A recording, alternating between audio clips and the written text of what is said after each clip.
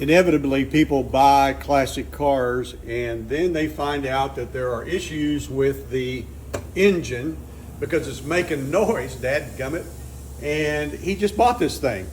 So now what's the problem? Well, this very well could be the issue, and that's a bottle of zinc. Zinc is what you need for older engines if they are called flat tappet motors, and if you don't put the zinc in there, the engine will actually start to disintegrate on its own and you won't have a camshaft. And that's what's happened here. This poor engine doesn't feel well anymore, and it's making all kinds of burping and noises that won't allow it to run again until it's removed and replaced or rebuilt.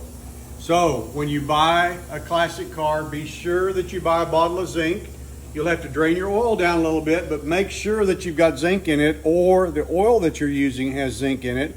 I don't trust those oils anymore, so I keep zinc around the shop, and we add an additional bottle of zinc to everything that we change the oil on. I'm Barry Wilson with Wilson Auto Repair. You can look at other videos and check out my tools on my website, wilsonauto.com.